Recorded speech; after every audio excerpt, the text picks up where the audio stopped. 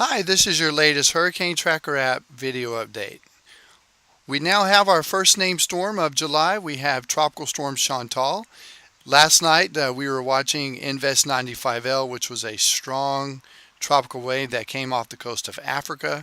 And yesterday, late in the afternoon, it acquired a closed off surface circulation, and it had plenty of convection, and some of the satellites measured winds of tropical storm force. So we now are tracking Tropical Storm Chantal, and we'll take a few minutes and discuss the storm here with you today. As of the latest advisory from the National Hurricane Center, it does have winds of 40 miles per hour. It's moving to the west at 26 miles per hour. That's a very fast speed for a tropical cyclone, by the way. And we do have tropical storm warnings in effect for Barbados, Dominica, St. Lucia, Martinique, and Guadeloupe here in the Central Lesser Antilles chain, as well as a tropical storm watch in effect for St. Vincent down here.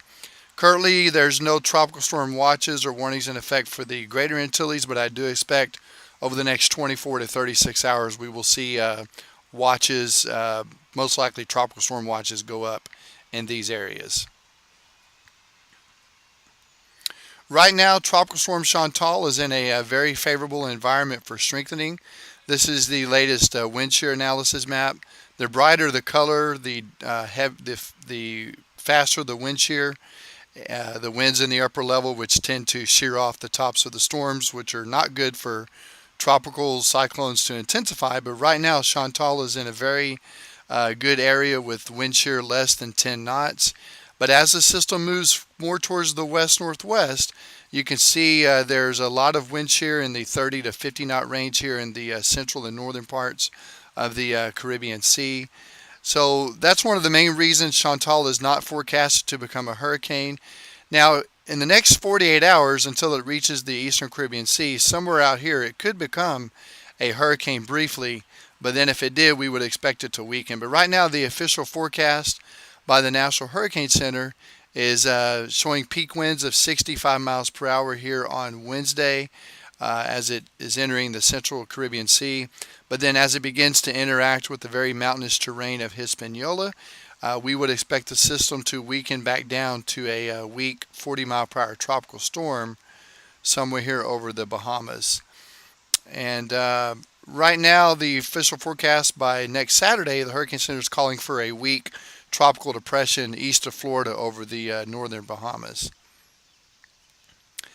Now, as far as the forecasted wind bands, we are expecting tropical storm force winds here over the central portions of the Lesser Antilles.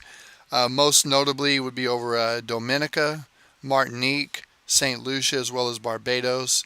And then in the eastern Caribbean Sea, we could see a band of winds of 60 to 73 miles per hour as it begins to strengthen a little bit here. I think the National Hurricane Center may be going too aggressive with the forecast intensity. I think it may have a hard time and it may struggle once it arrives in the Lesser Antilles and moves across the northern Caribbean Sea. Now, what are the computer models saying? This is a look at the global computer models during the first few days. They're in great agreement on a track towards the west-northwest.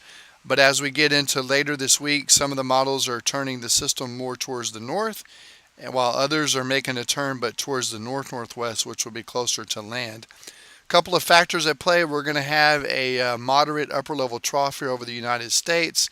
And, of course, we have our high-pressure ridge situated out here over the eastern Atlantic.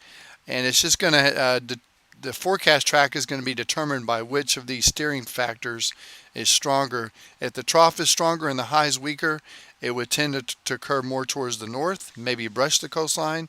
And if the trough is weaker and the high is stronger, well, then the storm would be pushed closer towards the southeastern United States coast. Right now, the global models, the three that we track on our Model Watch page on the Hurricane Tracker app, the GFS model shows a weak system, either a tropical depression or a weak tropical storm near the Jacksonville coastline on July 14th. The ECMWF European model just shows a weak open wave, doesn't really do much with it here once it crosses Hispaniola. And then, of course, as always, the most aggressive of the models is the CMC, showing a Category 1 hurricane making landfall here somewhere over northeast Florida, southeast Georgia, or South Carolina coast as we get into July 14th. So there are many variables at play here with Tropical Storm Chantal. One of the main factors is the storm is moving really fast. That's good news. That's going to likely hinder further intensification. And like I said, it was most likely going to encounter some strong upper level wind shear there in the northern Caribbean Sea. As always, the disclaimer with the tropics is patterns and systems can always change on the drop of a dime. That's why we have this app, and that's why we're here to keep you updated through video updates, audio updates, and everything inside the application. We'll be back with another video update likely tomorrow. Thanks for using the Hurricane Tracker app. Have a great day, everybody.